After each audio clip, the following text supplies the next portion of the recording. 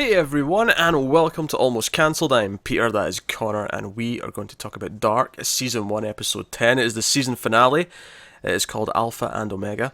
But I'll even say this one in German as well, to be inclusive. Alpha und Omega. Yeah, I'm not gonna lie, when that popped up with the title and then it subtitled it, I was like, I'm not sure you needed to subtitle that one, Ah, Netflix. consistency. Consistency. No, they didn't translate the line. Well, yeah, that's a different language. At least with this, it's like, okay.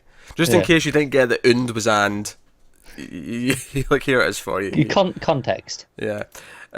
So no, season finale, obviously a lot to talk about. Um, I feel like this may end up being more haphazard and scattershot than the last review, just given how much it jumps around. Do you know Yeah, which is the first thing I want to credit. It jumps through time periods so often. Yeah, I never questioned which one I was in. Immediately I knew where I Yeah, was we've or been when I was. we've been complimenting how well it's handled that all season to whatever extent it's been doing it, because it's never been confusing while you're watching it. And I actually wanted, just my observation on this finale is that it almost feels like the previous 9 episodes were all just the practice for Yeah, this, they were the because training wheels. this episode is jumping around time periods all over the place. It's jumping between characters in different ages all over the place, and like I feel like had this been like even like halfway through the show, this would have been a nightmare. Oh, I agree. But we're at a point where I understand who everyone is now, that it worked. And when someone was maybe teased to not be in the same time zone they were meant to be in, it was like, oh wait, I understand that they're in the wrong place, or Absolutely. I always got it. So, so credit where credit was due. And I knew I knew we were going big with this episode because the opening was, it came up saying the night Mikael disappears, and I'm like, oh, okay, right. And Yeah, we see Peter in the car, and he's maybe got to the prostitute. He's like thinking about it. He's been tempted, but instead he goes back to that cellar, and he basically saying a prayer to himself to try and sort of. yeah. We've heard it before, right? I think it's a serenity prayer. I think that's what it's called, from vague Okay. memory. And that's not just a way for me to bring up Firefly so I can get to Buffy the Vampire Slayer, the hit television show. I think it's actually called the Serenity Prayer. But he does that, and obviously one of the main things this opening scene confirms for us is that him and Tronte weren't involved in any of this before this night. This was all just new to them on this night, and again, going along with this idea, oh, we're doing big things in the finale. The fact that he's sitting in that cellar, just kind of like there because it's empty and he's by himself, and then a light starts flashing. I'm like, wait, what? Because up until this point, there's been no visual effect as for anything time traveling, right? It's all just No, been, there's the atmospherical lights flashing, but nothing individual. yeah, yeah. Obviously, yes. Actual lights are like flashing because of the effect Yeah. of it, and we have some ominous sound effects, and we have crawling through caves and whatnot. But flashing light, and then you see what he's looking at, and literally like a portal opens, and I'm like, holy shit, this is so big compared to everything we've seen so far. Like, this is Yeah. just flat out. Here you go, finale. You're getting what it looks like. It was like, Yeah. and it's actually mad, so just like plops onto the Drops floor. through. Yeah. Still obviously already dead, as we've seen him in the start. Yes, but obviously Peter doesn't know that. He goes and does CPR. Oh yeah, he tries. No, to his credit, he's trying to save the kid, thinking he might be able to. And then obviously something they took off the body before they everyone else found it in the woods, was his school ID that had his name on it, and he actually calls Tronte, and we knew Tronte had went out that night, and it turns out this is why, is because Peter's called him. He's like, hey, yeah, come to the shed. It's about your son. No, not Ulrich. No, the one that's been missing for 33 years. It's about him. Yeah. That's how you get someone out of bed at night. Yeah, absolutely. And they get there, and then of course Claudia walks in. Old Claudia. War torn Claudia walks in, and she's like, right, I need to explain a lot of things to you, so pay attention. This, essentially, then it goes to the opening title. Which, by the way, do you know what's funny to me is that watching the opening title, because I've never skipped it, because Netflix gives you the Yeah, the skip option. titles, and there's some shows where I'll always skip it. There's some that I never do. I never skip Stranger Things. I never skip this one, mainly because I like the music more than anything else. I've skipped this a couple of times based on like, yeah, okay, we need to fit this in to the recording, so I'm just Oh, going off sure, and shave yeah. off 2 minutes here. But watching it this time and really paying attention to it, every single visual in that opening titles, they all have context within the show. They're not exact like shots from within the show, but I can tell exactly what scene they all come from, if that makes sense. Okay.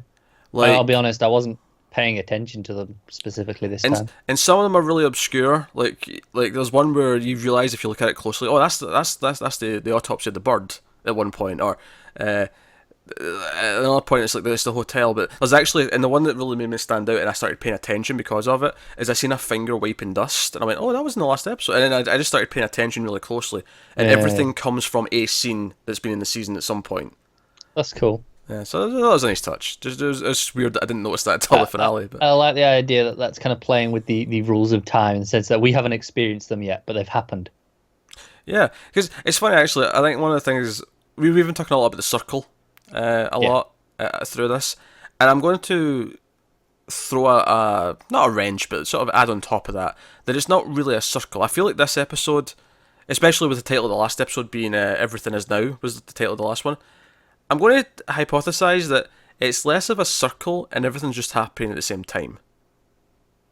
Yeah. The idea that time, like, all time's always happening, that's why it's, if you're going to argue that time's the fourth dimension, that's why it's the fourth dimension, is because it's always happening.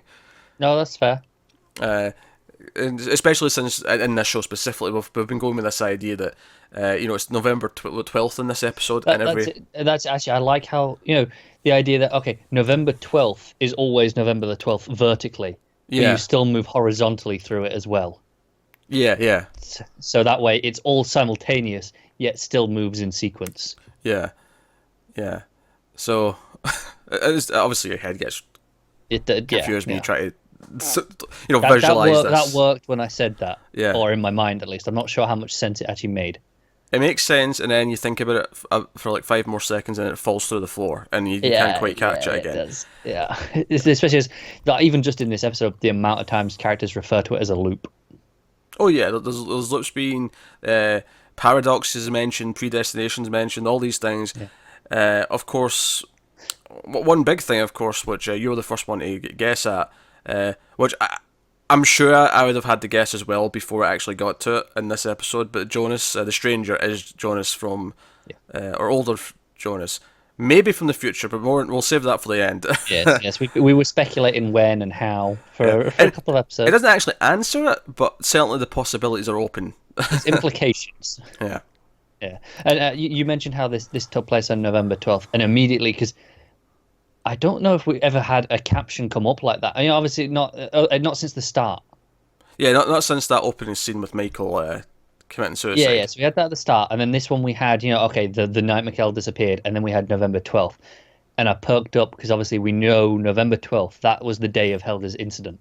Yeah, his accident, which we see what that is, yeah.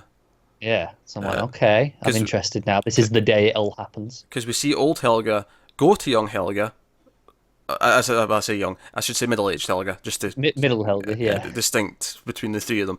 And he tries to talk him out of it, and he takes off his hat, revealing the scarring on his face. And middle-aged Helga freaks out.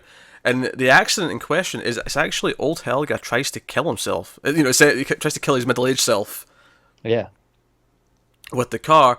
And what I like about this is that because old Helga is clearly he's been forgetting things and remembering things here or there.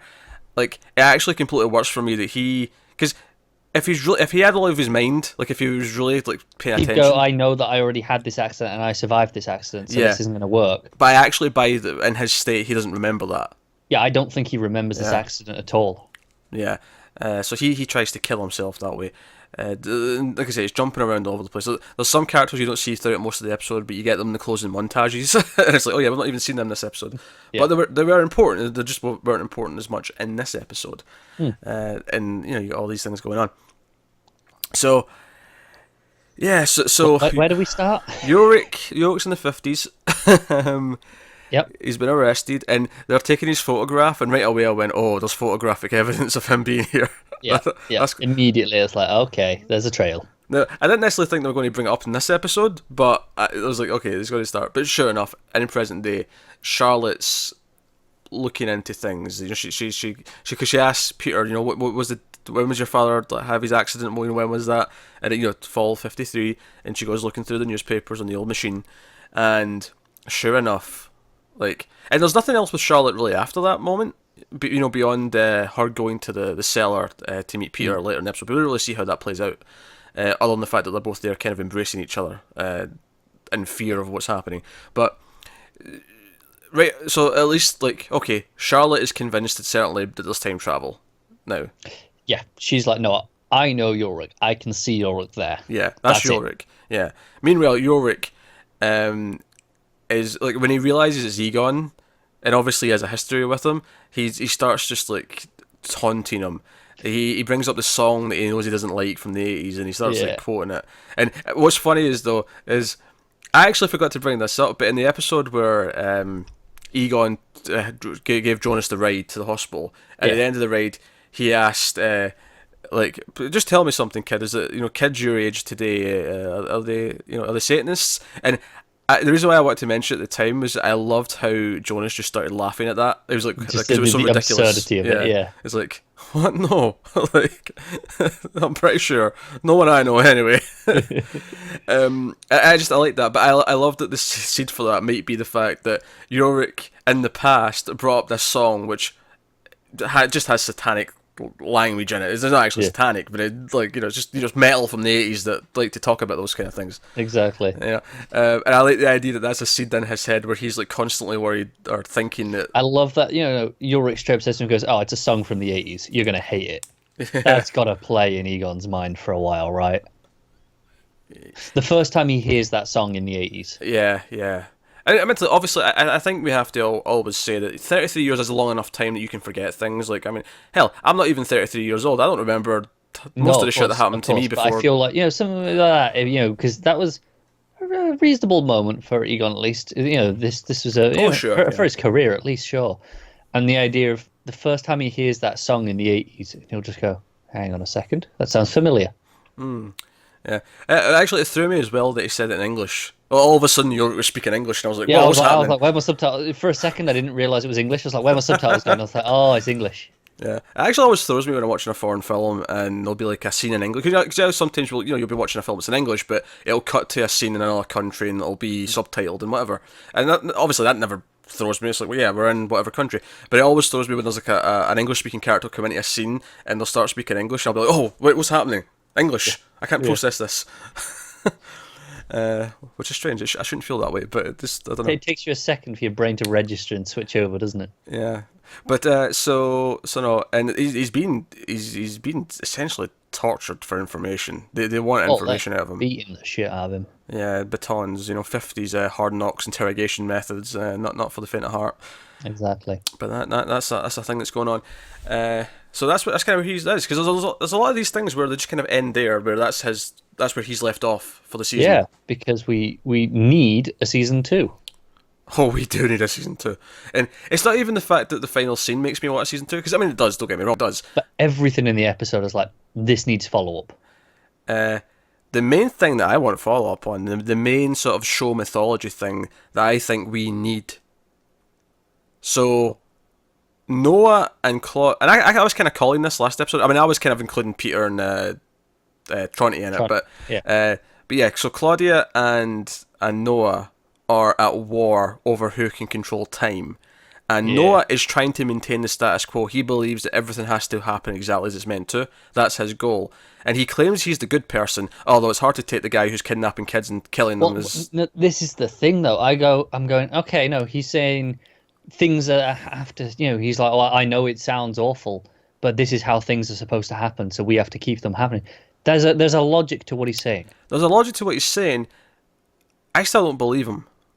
I don't trust him. I don't know. I inherently don't trust him because he's been the villain all season, or at least we've been assuming he's the villain. This here makes me question it and go: is he genuine in what he's saying? Is he just following the path? Is he genuinely trying to preserve time? I still think he's a villain. I think that there's only two outcomes of this. Either he's the villain and Claudia's the hero, if you will, leading the resistance against the established time order, or they're both villains and they're both dark as shit and they're both shades of grey. No, I do think there's a third option where he's the hero and Claudia's the villain. Because ultimately, we're going to see something changed at some point. The show has to do it. It does. At some point, someone has to affect change. Arguably, there's change from what Jonas does in the film. Even though Noah says it doesn't. Noah's saying it starts everything, but whatever. But again, I don't know if I don't trust him. So at some point there has to be change, and I think inherently I have to see wanting the change as the noble cause.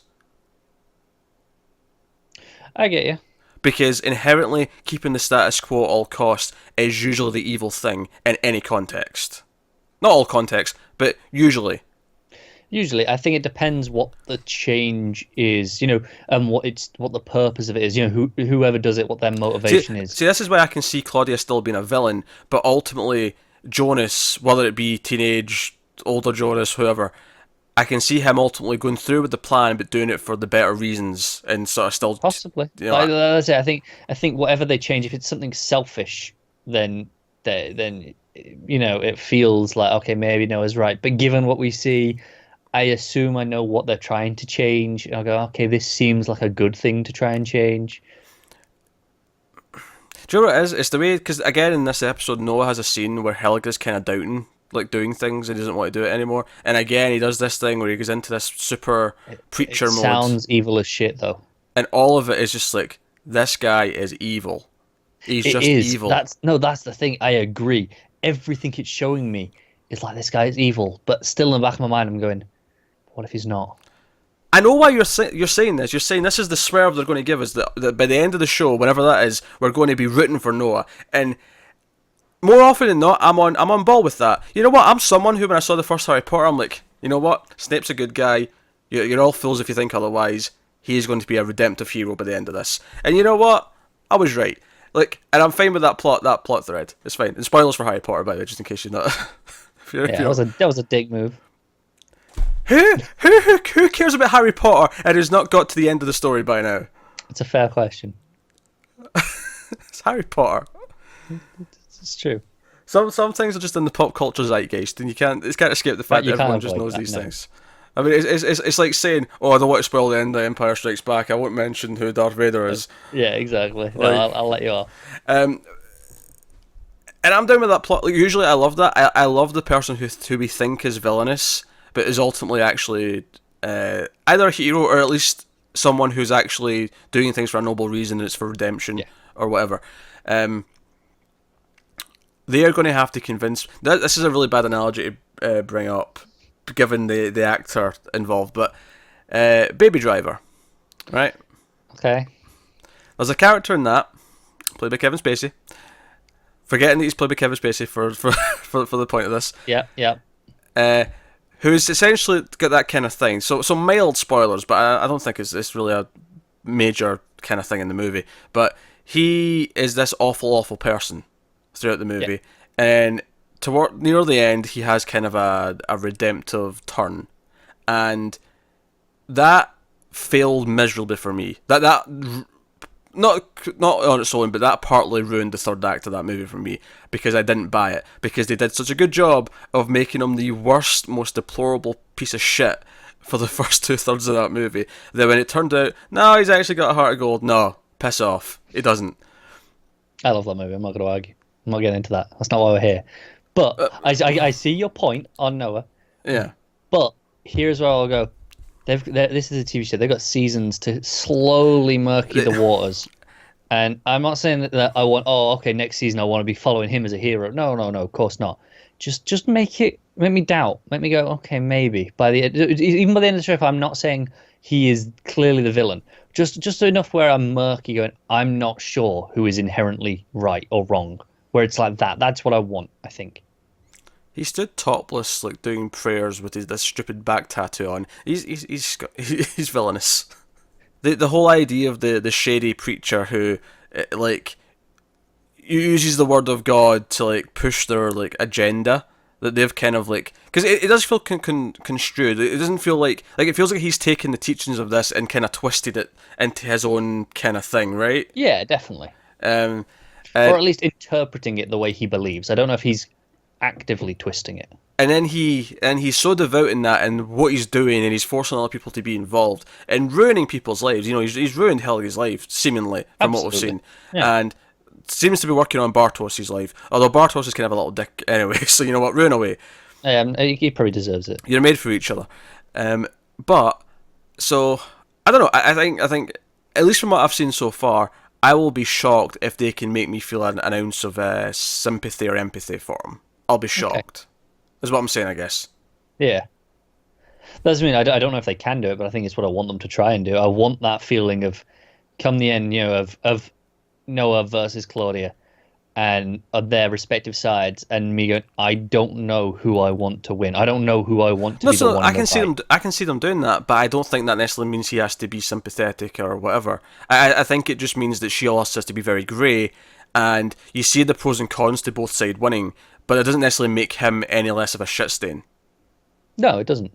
I think you're the one who brought up the word hero first. I might be wrong, but that was certainly what you were poking at. No, I agree. Hero was maybe a touch strong, but more, maybe we're more on his side, even if, at least the side of his ideals rather than him as a person. Also, storytelling 101, if the character has to say he's the good guy, he's not the good guy. That's fair. Storytelling 101. Benjamin Linus. We're the good guys. No. I mean, I can't argue with that, but we'll see. Flawless logic. Anyway, let's go into something else. Yes. What else are we talking about? So, a little bit more stuff with Martha. Bartosz kind of beats up Jonas a little bit. He's not very happy. I'm not gonna lie, this might have been the weakest part of the episode. Comparatively. Yeah. I mean, it was fine, don't get me wrong, but ultimately I feel it was less interesting and served less of a purpose than a lot of the other little bits that we got. That's fair. I think it's more for Bartosz in this case, like, because you wonder how much he knows now. Because when he goes back to Noah later in the car, like, Noah's openly talking about time travel. He's openly talking about Jonas being the stranger from the future or whatever.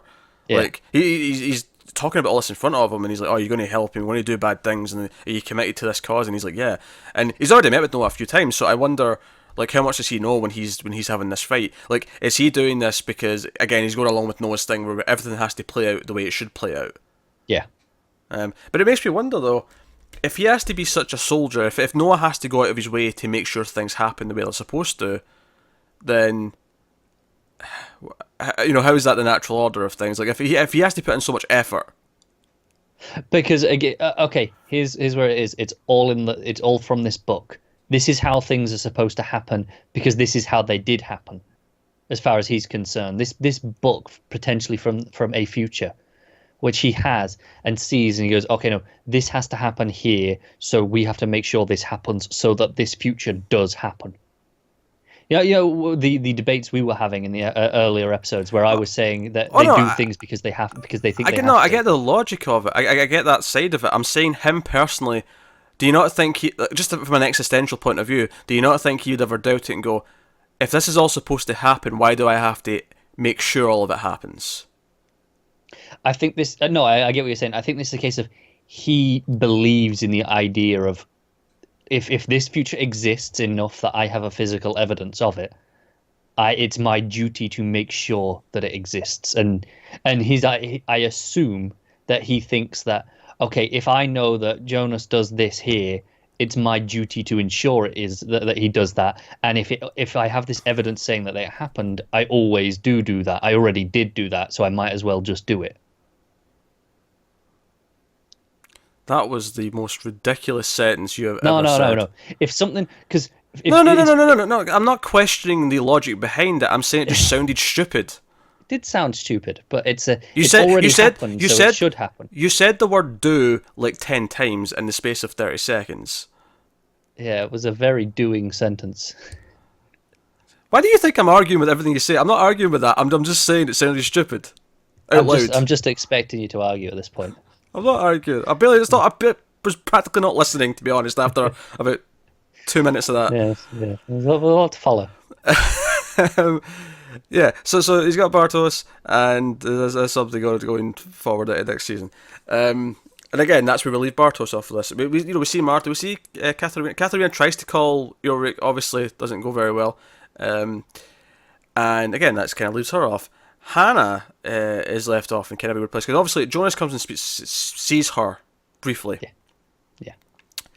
And hugs her, And it doesn't. Like, oh, this feels like goodbye. Like, what's? Because obviously Jonas has this kind of motivation at the start. He's having nightmares of Mikkel, and it's actually kind of funny because it cuts to him in the bed, and the hand comes over, and I I thought, was like, don't be Martha. I was like, oh my god, did he have sex with Martha? I did the exact same. Are we going to have some sort of weird? When he turned over and saw it, and I was like, oh, it's just a nightmare. It's fine. Okay, thank God. It wasn't her. It was Mikkel. But yeah, that's what I meant. Like, Yeah. that's when he saw her, I was like, when he saw what it was, I was like, ah, thank God, it's just a nightmare. Yeah. Yeah. Yeah, so there's very disturbing, but you get the sense that he's basically ultimately deciding no matter what he's been warned against, he actually wants because when he goes to his grandma, he goes to Innes, and he's like, "Did you know?" And she does know. Like she always kind of knew. She didn't really necessarily believe it at first. But she's read the letter. She knows. She knows, and that's this kind of the first proper solid hint that this is that the stranger's Jonas, because he gets the letter from her, and he's like, "But I burned it. Now I have it again." Yeah. Do you know the other thing that I really noticed in this episode? Obviously, I've been thinking. Once you look for something, there's more signs. It's the way he always wears the hood up. Ah, yeah. Well, they couldn't make it too obvious to make him have a yellow jacket. That'd have been... No. It's not the yellow jacket. It's just the way that he's got the hood up constantly. Actually, I was noticing his hair in the future. The way it kind of like goes to the side was kind of similar to his. Yeah, it's kind of the pattern, isn't it? Yeah, the pattern's the same.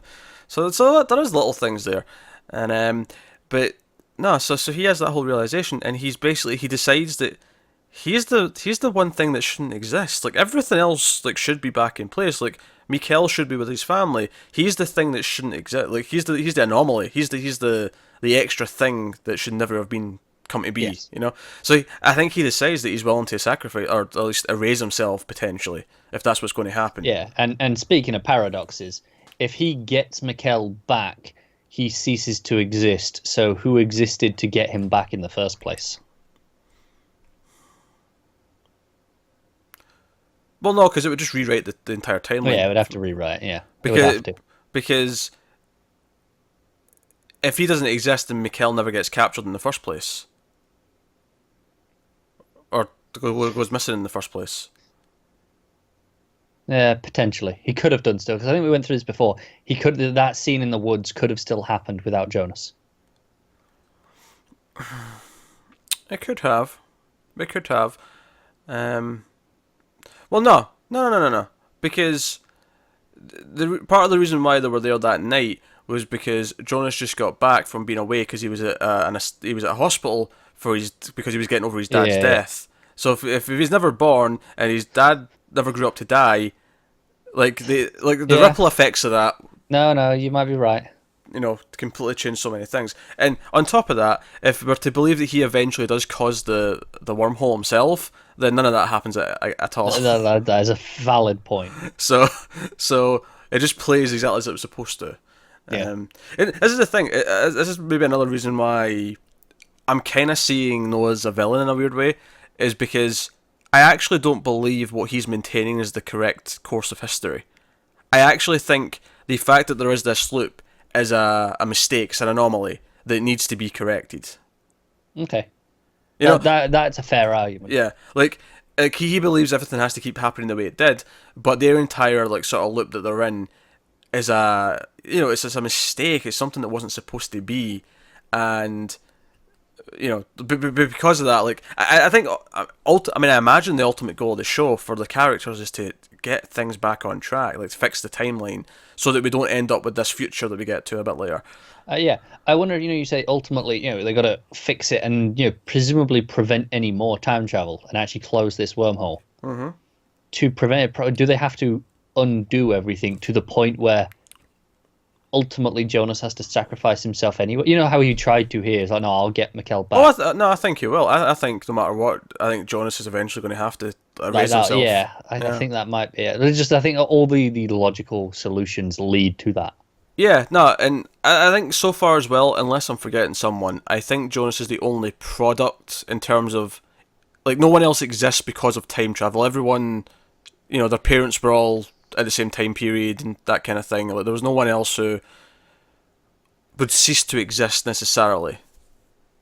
Existing, agreed. The trajectory of their lives of course would be very different. Yeah, but of course, yeah, that'd be completely different. I'm just thinking the only one who I can maybe argue on is Peter, and that family line by extension, because Helga is only who he is because of what Ulrich does to him as a child. That's the whole thing with Noah's speech to him. It's like, no, no, this pain that you suffered, that you went through, that's kind of what made you into the person that you are.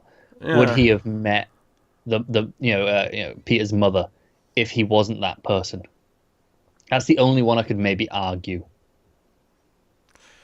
So the funny thing is, though, is we can't even argue about that yet, because that's still that whole thing's still a complete mystery to us, because we It don't know is, who yeah. Peter's mother is, we don't know the circumstances, we don't know, was it a relationship, was it something else, like we don't know. Right, exactly. So I can't It's really, yeah, I'm not going to fight too hard on that because I don't know. But I'm saying it's the only one possible that I can think of. yeah.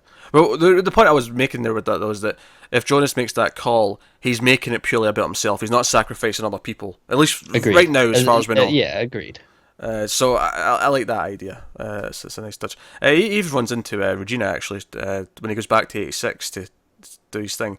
And of course, when he gets there, Noah and Helga are waiting for him and capture him and put him in the bedroom. You know, the bedroom Yeah. version of the cellar with the chair and all the rest of it. Which is where the stranger pops up, because the stranger, of course, he went to the watchmaker, and the watchmaker gave him the fresher version of the machine, and I love how later on in the episode he actually references the Back to the Future, he references the DeLorean, but I love he essentially is putting the radioactive like material in the Yeah, as we were yeah, speculating last episode. it's literally just the fuel for this device.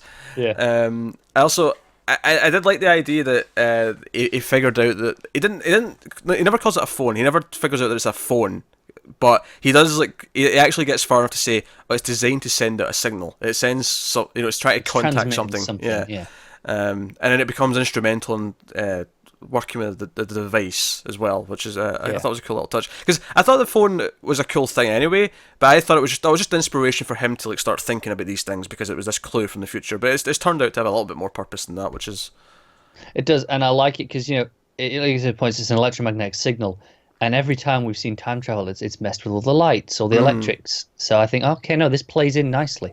yeah, no, it does, and obviously again it's another paradox. Like for this all to happen, that phone has to But be there. he addresses it as a paradox. He goes, no, this Yeah. is a paradox. The fact that I'm doing this because I know that this is where it's supposed to be because I've seen your version.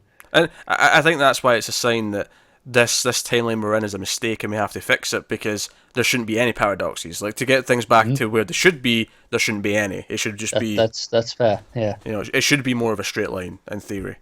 in theory. In theory.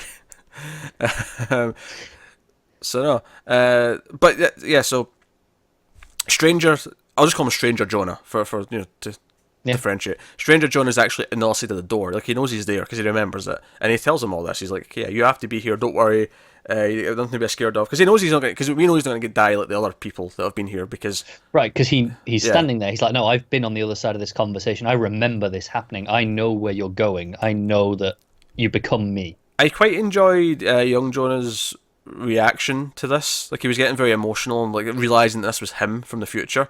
Yeah. And I kind of like the idea that he's seeing himself and he's like, "But I look kind of homeless. What happened to me? What happened to Yeah. my life?" Yeah. Where's the nice suit?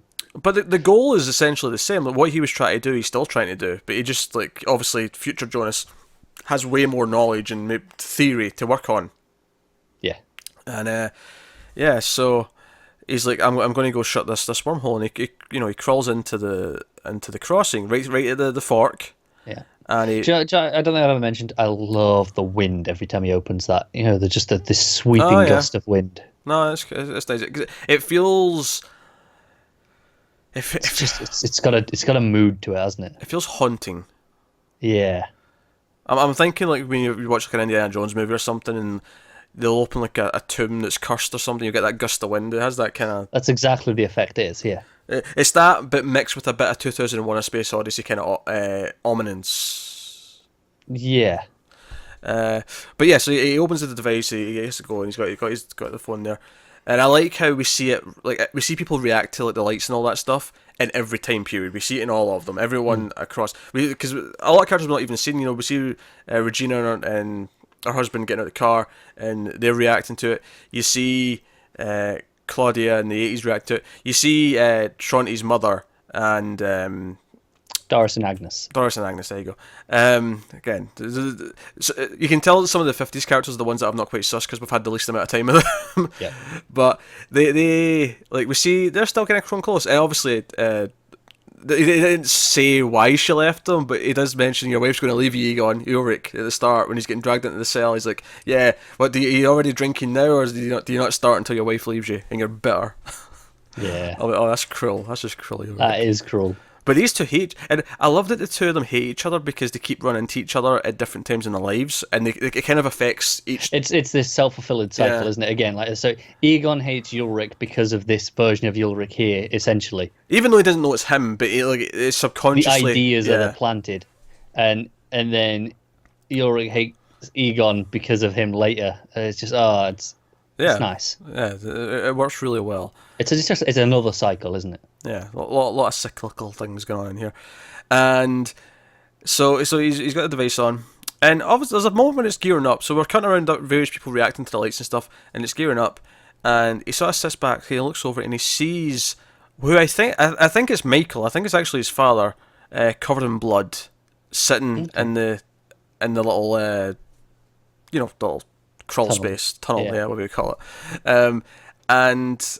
No, I could be wrong there because obviously he had blood pouring all down his face. It was kind of hard. That's why I was going to say I wasn't entirely sure who it was. Of that. I went back and looked a couple of times and I paused it and I'm like, I think it's Michael. And that's the thing, Michael we've not really seen since the first scene. Yeah, so that'd be why I wouldn't recognise him. To be fair. And obviously when he died, there was nothing to do with blood. Like this is not how he died. This image of him looking back. So if it is Michael, I'm curious as to where this image of seeing him like this comes from. Yeah.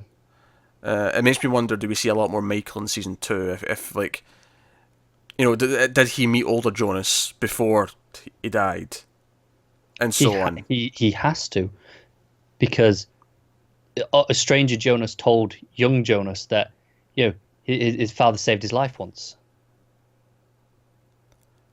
That's true, yeah. Although, you could read that as the hanging itself is what saves his life. Depending what it leads to. Because before we got to this, I would have argued that's what he meant. Maybe. I don't think it is. I mean... No, I'm not saying it definitely is. I'm saying I think you could read it that way, the way he said it. I know what you're saying, but I think I'm bringing back to that scene. I'm sure you're saying, you look a lot like him. He's like, oh, did you know him? He's like, oh, he said, saved his life. He saved life once.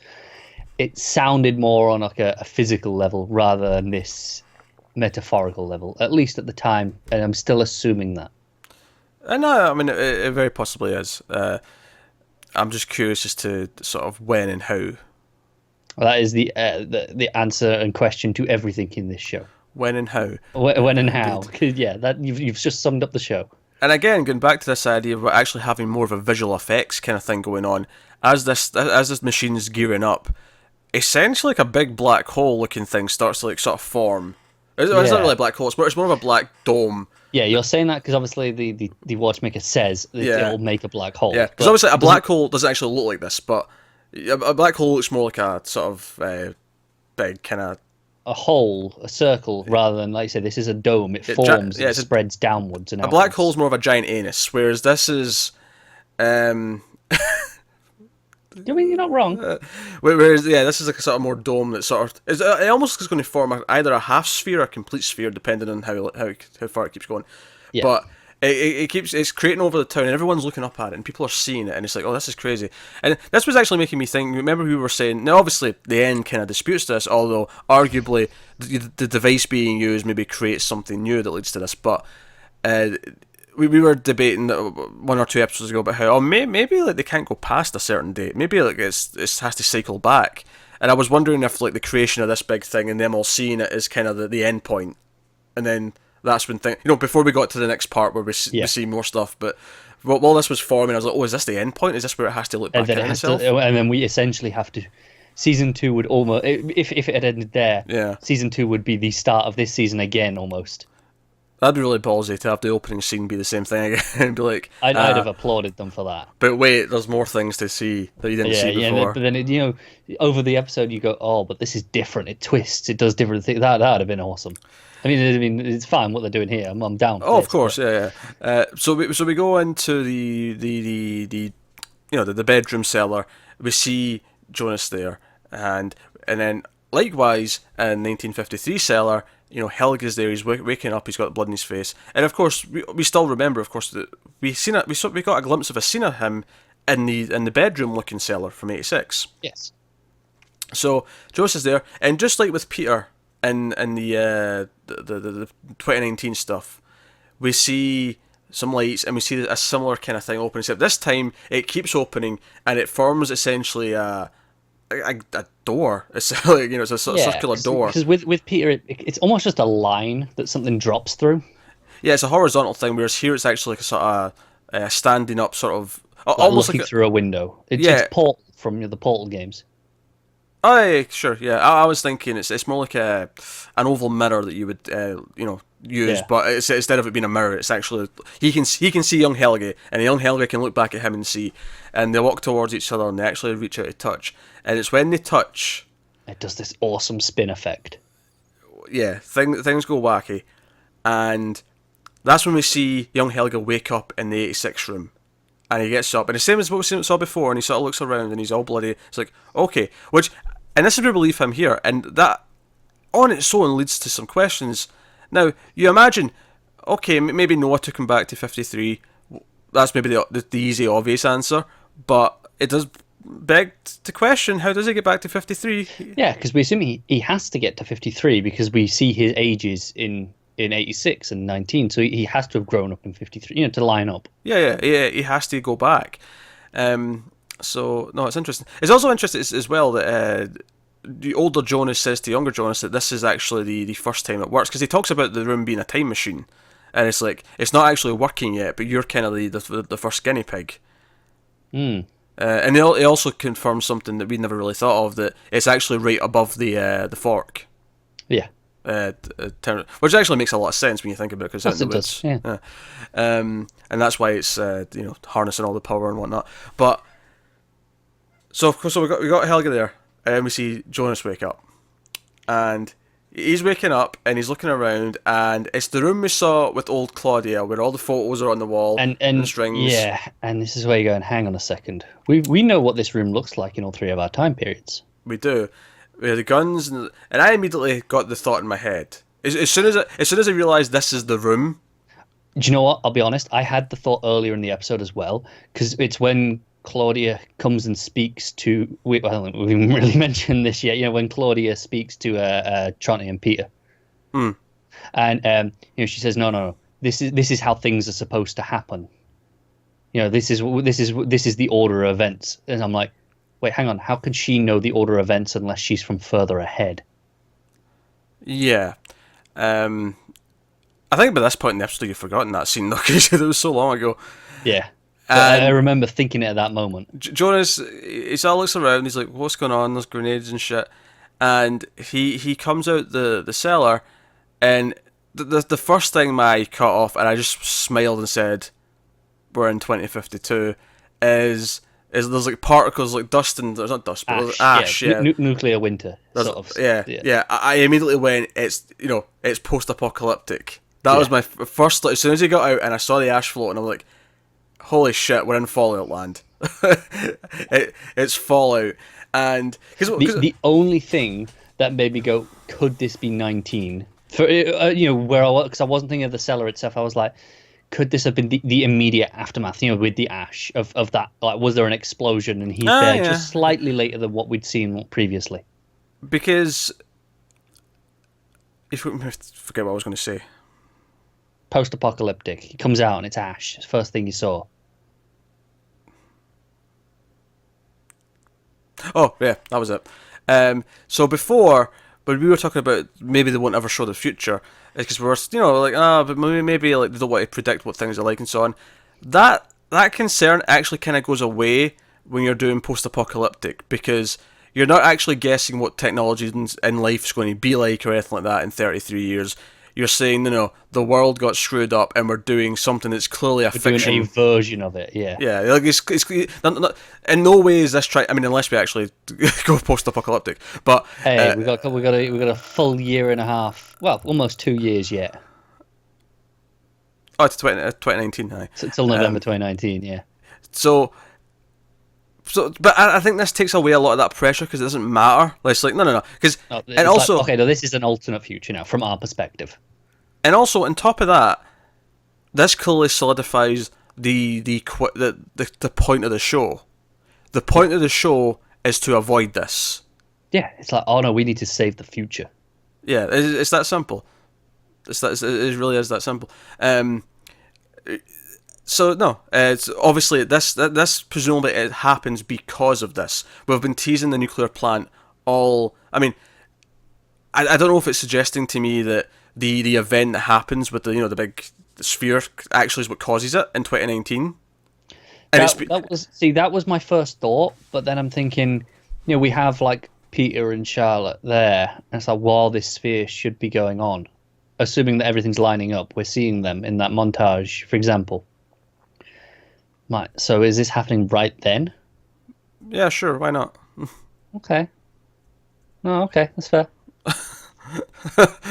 I like how I just said why not. Yeah, nothing to. I mean, why not? I mean, that's a pretty good argument against a lot of time travel things. But I mean, I'm just wondering, does this not need to? Does the apocalyptic style thing have to happen after that scene? So if it happens after that, it can't be during that event because that's when the dome is happening. Wait, what? When we're seeing everyone in the montage, like in 2019. Yeah, the dome's happening. Yeah, sure. The dome's happening. If that dome is the thing that causes this event, does that event not have to happen then while the dome is there? Yeah, but we didn't see it finish. We don't know what happened. We don't know what happened a split second later. Okay, no, I'm with you. I'm with you. Like, for all we knew, it just kept building and then it made the nuclear plant blow up. I'm with you now, yeah. Okay, that's fair. Yeah, we didn't see everything. I think, as well as maybe I was just saying, it made it blow up. It affected, because we know it's an electromagnetic pulse. That's the simplest. That was just the simplest thing to throw out. I'm just thinking, we know it's electromagnetic pulse and energy stuff. So maybe that's what affects the plant. It affects the equipment and things go out of sync, and that's what causes an incident at the plant. Sure. I mean, that's assuming it's just this town, and like, is the entire world like this? If the entire world is like this, was there another cause, or was the energy of this thing so great that it actually affected? Here's the thing. Everywhere. We see the drone thing fly over, which implies that technology has advanced somewhat, at least. Yeah, sure, yeah. There's some technology. Although it doesn't seem like it's going to be that readily available to most people. No, I agree. But it means that, okay, so if this event can't have destroyed the entire world to the point where, to this, where everyone's reduced to this, because, okay, someone still designed and built that sort of tech. Yeah. It's not a huge leap, though. I mean, it's not like... It's not. It's not that much. I mean, I'm not saying drones today are that good, but, like, they're not... They're not a million miles away. It looked like a drone. I knew what it was immediately, so, I mean... No, exactly. I'll give you that. I wasn't like, crazy futuristic tech that I can't recognize. It's clearly like slightly futurized, but it's not. Yeah. It's not a million miles away, like you say. It's clearly recognizable what it is. So he's walking around and he's just in awe of your typical Fallout things with the derelict cars that are like ruined and things like that. There's always a barrel with some fire because of course there is every time. And this truck pulls up with all these people with guns, and they all kind of walk up to him. I mean, I think they say like you there, stop or whatever when they first arrive, but other than that, they stay quiet for a long time. They just kind of stare at him, and he's asking, when is it, what year, and the one at the front, the woman at the front, pulls down her mask. She's got a scar across her face, and she says, "Welcome to the future," and knocks him out, and that's the end of the episode. Was I the only one who was thinking that looked a lot like Martha? Martha. Yeah, no, I thought the exact same. I was like, I'm sure that's Martha, but I was expecting her to reference something to, because I was so sure it was her when I was watching it, like just looking at her. It looks like her, so I'm more tempted to say daughter than I'm saying Martha. I don't know, 33 years. Assuming we're sticking with the 33-year cycle. I imagine we are, yeah. I mean, yeah, maybe. Why are you doubting that it could be a daughter? I'm not. I'm saying. That's what I'm saying. That's what I'm saying. I'm trying to work it out. I'm going. It could be. There is no way this is middle-aged Martha. No, it's not. But it'd be again, time travel shenanigans. Yeah, but why wouldn't Jonas immediately recognise if it was actually her? Because she looks older than she was then that he knew her. Not by that much. Okay, no, that's true. That's why I'm saying daughter. Like she in maybe say 10 years after we know her, she has a kid, and she'd be maybe 20, maybe mid-20s Okay, no, by 2052. I feel this is a fair thing. it is. I'm agreeing. That'd be my guess. I don't know. But no, I think more than anything though, forgetting about the actual fun that we might have of actually exploring 2052, it's just no. Now we have a goal. Now we have a reason to actually change things, because I almost wonder, like, does Noah know what the future is? Does he know what life is past 2019? Is he only aware of these time periods? You know, is he upholding this future and making sure it happens, despite what it is, despite the fact that it's this I think quite awful possibly. world? I think he has the book with some knowledge, but I don't. So he knows that life past 2019 exists. He goes, no, this, here's proof that it happens.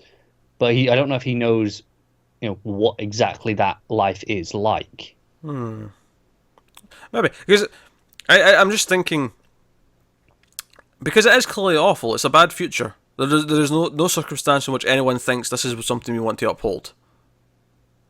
No, there's not. I mean, sure, you could argue that try to change it will cause the world to implode or something stupid like that. And if you want to argue that, then fine. But my argument is that something already changed, and that's why we're in this pickle. That's fair. And we have to change it back. No, that makes sense. That's currently how I feel what this show really is about. I could be wrong. I may be oversimplifying it. I probably am. Because no doubt there'll be a lot of confusing steps before we get to anything. No, but I agree. It feels like I say, this whole season was just the introduction. It does feel like I that. remember when we said that at like episode 5, we went, oh, okay, so that was just the introduction. I feel like what the season did really well is that I feel like a lot of character drama arcs kind of neatly rounded out. Yeah. And I feel like at the end of the season we understand the connections and how those people are all connected, and how one influenced another, whether it be in the same time period, whether it be one influenced them in another time period. Like, I feel like we have a good sense of the web and how all these people are. So I think, apart from the fact that we're going to have a new time period of characters next season, because yay. Yes, because that's what we needed more of. We're also going to have a middle-aged version of some of the teenagers, probably, from... Assuming they're all, like, enough of them are alive. That's true, yeah. It's more likely to be dead, maybe, given these circumstances. But, yeah, and then maybe some of the middle-aged people from 2019 will be grandpa and grandparent aged. Yeah, definitely. So we might get that next season, which, man, the cast for this show is huge. Like, there's so many cast members. Yeah, it is. It's crazy. So many. But no, I'm so impressed by the way that this season felt like. I felt like I was getting a satisfying story. It was such a, like I say, it's so character driven, and now it's like, okay, no, but now this is what the show really is. It's something else. It's not quite what we thought, but it's something we always talk about how you can say, oh, we're going to destroy the world and blah blah blah, but unless there's someone in there that we care about, like as a viewer, then it's like, okay, fine, whatever. You don't have the same stakes. Whereas here we go, no, we know all these characters enough that we want them to sort this out. We want them to survive in some way and not go through this. Yeah, and I think even what they've went through already to some extent, like some of them are in really bad places. Oh, at the end of the season, of them, like Ulrich in the 50s in the prison. Yeah, I mean, Hannah's staring at a gun like she might kill herself. Do you know what? That was something that was really interesting to me. Like, the final thing with her was she pointed the gun across the table, as if almost like there was someone over there. Yeah, but we saw a wide shot and we knew there wasn't. Unless they're standing right against the wall or something like that. No, I agree. But like I said, she does put it up to her own head first. Yeah. But then she points it outwards like there's someone there. But I'm like, but we know there's not. I think it's more. I think it's more symbolic. She's going to do it, and then she sort of decides, no, someone else I'd rather shoot, and it's more of a symbolic gesture of this is what I want to do instead. Because we've seen Hannah time and time again. She keeps throwing other people under the bus to save her own ass. Like this is a thing. Yeah. She is downright the villain of the show. her and Noah are like almost equal in how villainous they are. They are. Noah's only slightly more villainous because he's actually killing people. But other than that, yeah, Hannah's not that far off. I mean, she might cross that line soon. She's playing with a gun here. But yeah, it's just kind of funny how that's worked out that way. So no, a lot of things to digest. New time period possible, and honestly, it was the kind of thing as well. It was just before you went outside, and it was kind of like became clear that we're in the goddamn future. It just right before it happened, I was like, you know what, this is the perfect thing to have the season end on. It is, yeah. Is it reveal the future time period that's beyond us. And why it works is because I think it would work to an extent. Let's say it wasn't this future. Let's say it was just a future, and it was like Back to the Future 2, where you had this futuristic city, and it was all flying cars or whatever. And yeah. If they did that, it would still be exciting because it's like, oh, like we've only had past so far. This is the future. This is a nice big tease for season 2. We can explore this new thing. But I think what works really well about it is what we've said so far is that it adds this meaning to the show and what the actual goal for the characters might be, even if they don't realise this yet. Even if the characters themselves don't realise that this is ultimate fate. Because I think at the core then, what the show really becomes about, it's accepting the way things are or deciding to make them better. I mean, take the time travel out of it. That is the core thematic ideology of the show. Do we accept the way things are and fight to maintain them? Look at like I don't know, pick something like gay marriage, for example, right? Long time, that's not the status quo. People fought for it, changed, are for the better, right? Yes. That's just this really simple example. So just the idea of you don't just sit back and let things happen the way they are. And there's people who are going to fight to keep things the way they are, but there can be better, so you have to fight to change it. I feel like that's the central core ideology of what's going on. I think that's likely what it's going to be about, yeah. I think I'm not willing to say absolutely, because I mean, one episode in season 2, it could be like, oh no, okay, we thought it was that, but it's actually something else entirely. Yeah, that seems the most logical guess right now. Episode 1 could do that, and then by episode 10 of season 2, it could flip us right back to exactly that again. So this show has kept us on our toes. It has. It's been a complex journey. It's been full of great moments, and I'm so glad we watched this. And do you know what the funny thing is? I think back in episode 1, we kind of rolled our eyes. Oh, there's a love triangle in the parents. There's a love triangle in the teenagers. And I feel like, though, by the end of the show, the love triangles weren't there for pointless drama. They were there because once we started to do the time travel stuff, it made things it made things tangled. It was the problem. Everything became entangled, and it's like, okay, it just stops things being simple. So it was a purpose of, okay, no, these things affect these things. So these triangles aren't there for the individual character drama between them necessarily, although, of course, that is an element, but it's the way that it plays off all the other things as well. Because Hannah with Ulrich in the first couple of episodes, it's like, yes, it was fine, whatever. But once you see how it started when they were teenagers, and then you see how she is about it now, and like all the weird, it's far more interesting. And also, once you learn that Mikkel is Michael, and there's this family link between her husband and this man that she's cheating on with, like there's this it becomes much more fascinating. Yeah, at least in that case, it's not incest though. It's not. It's not. Just because she married his son doesn't mean she's related to him by blood. So I'm glad Jonas knew before it went too far. Looking at you, son of the show this year, you know who you are. Mm-hmm. It's fine. Just carry on. Everyone else got that. No, I got it. I'm aware of this scene, actually. Yeah. Oh, shocking. It was the only thing people talked about after that episode for like a week and a half. I'm being particularly coy, but everyone already knows. But so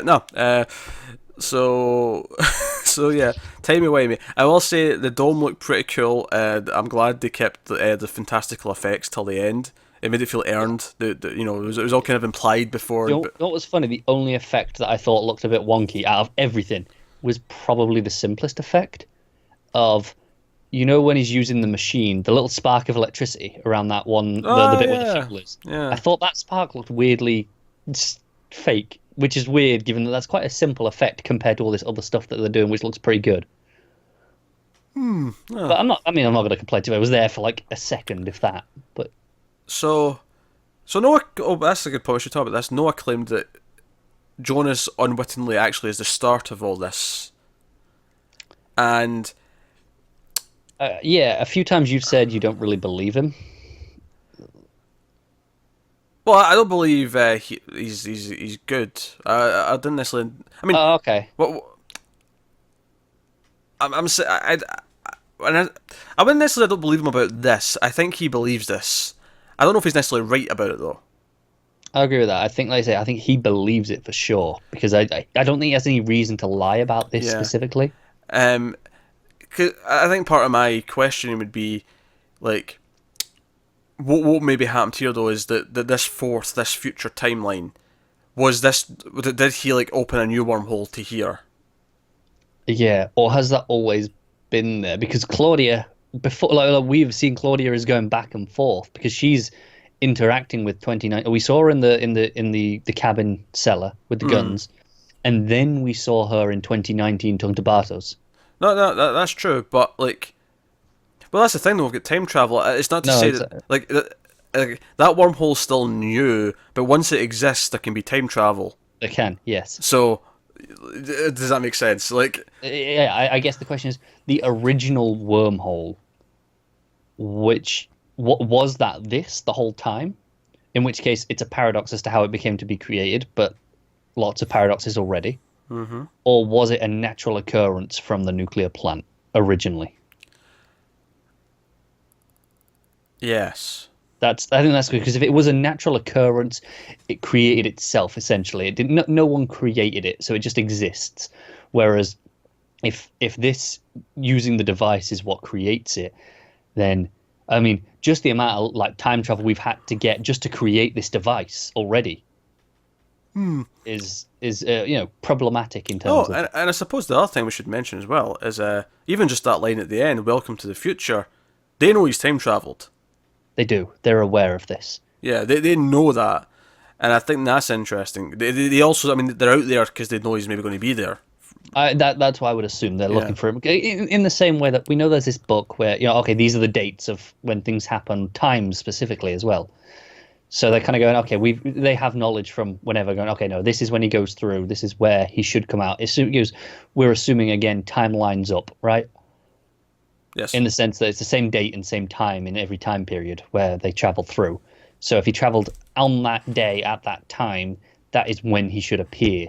Just X amount of 33 years later. No, that's yeah. Yeah. Oh my god, it's so complex. It's It just is. funny. That's actually. It's not as confusing as Primer. Primer's more confusing on just its time travel rules itself. I've never seen Prime. Uh, Seriously, a diagram helps when you're watching that movie to make sense of it. But this is more complex in the sense that it has so many characters and so many different time periods that have so many connections to each other that Well, it is a proper web. that's the thing. Up till this point where we go to the future, this is the first time it has potentially broken its rules. And when I say broken, I mean, okay, we introduced something we weren't aware of, really, as was possible. Because up till this Yeah. point, everything has followed the rules exactly. And even this, I'm assuming it's still 33 years again because of the rules. Oh yeah, But there's- 2052 makes the most sense. It does, but there's nothing distinctly saying, oh, it's 2052. Like, for all we know, this could have been 20 years, theoretically. But again, I'm assuming 33 because that's the rule. And they've given me no reason to assume otherwise. Yeah, and the thing is though, he didn't jump the same amount of time that Helga did, because Helga, we know, only went 33 years because he went to the 80s. He went 33 years. Yeah, at first I thought, oh, they swap in places. But then obviously Jonas sits up and you see all the guns. And I'm like, okay, so he's not swapping. So no, that's fascinating. But I do feel like these people who know about time travel, do they intentionally want him to go back to try and change the future? Like, do they Yeah, I mean, I assumed that these are Claudia's people in this time period. Ah, she's got a little band, a little resistance band. Yeah, exactly. Sure, sure. Because it makes me wonder. Because and if Noah and Claudia really are at war, then Noah probably does know about this time period. He's probably been to it and is probably fighting this Here's war. the most interesting thing. We're going, oh, they're at war, but they both have the same book. Who gets it from who? And does one of them kill the other to get it? Yeah, exactly. Yeah. Who starts it? Because Noah has it where it looks newer, arguably, and Claudia definitely has it at the end of where we've seen it. Because when she gives it to Peter and Tronte, they point out that half the pages are ripped out. Yeah, yeah. So And that's another point as well. They believe her because she predicted a bunch of things in the next 8 days. Can they mention that they've all happened? that's what it was. When we mentioned he was in the cell at one point, with the looking at the time, and, Yeah. he goes, and we were like, well, why is he marking the time? It's going, oh no, something. She was right. Something happened at this time. Yeah. I don't know. I feel like it's blown up the mythology. Now we have this future time period. We've got this. I mean, this whole idea of Claudia being involved with the time travel at all didn't come up till episode 9, and then this idea of the war was the finale. So it's really blown up the mythology Yeah, for season absolutely. 2. The status quo get season 2 is so different, and yet we've got so many plot threads in all time periods that we still need to continue and find out more about.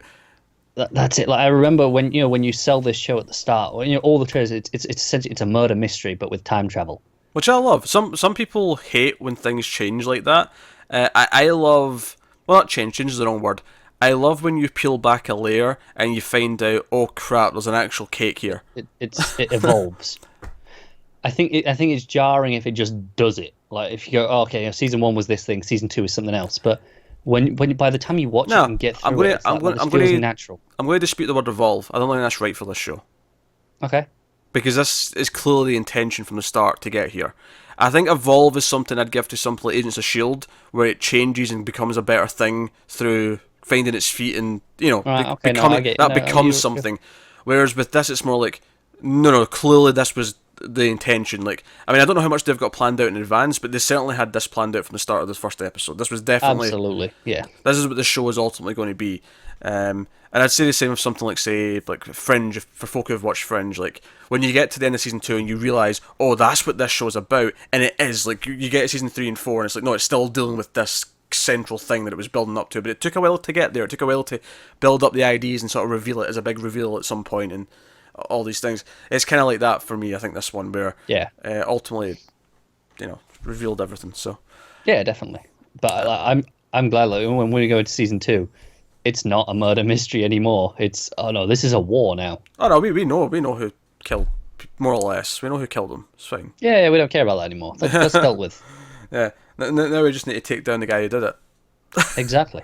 and figure out what his motives are. Figure out, why anything's happening. So many questions. Like you said, how and when.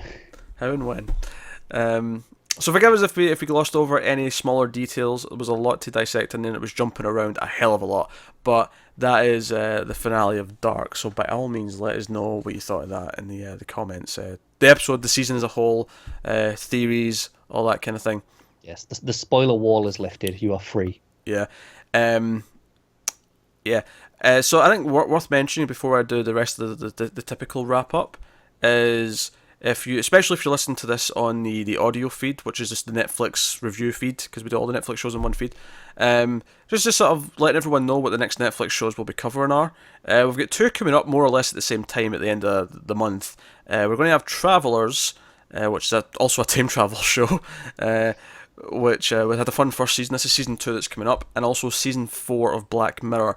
They will be overlapping, so we'll be doing both of those at the end of the month. If that sounds interesting, sounds good. But yeah. Otherwise, guys, they'll get us on patreon.com/MailFuzzTV. You can support us over there if you like what we do. You'll get a link to that and other important links in the description. Like, subscribe, all the usual stuff. Twitter @mail_fuzz, all the usual jazz. But that is us. So thank you once again for watching. We also appreciate it. Keep watching TV, guys. Have you got any vanilla?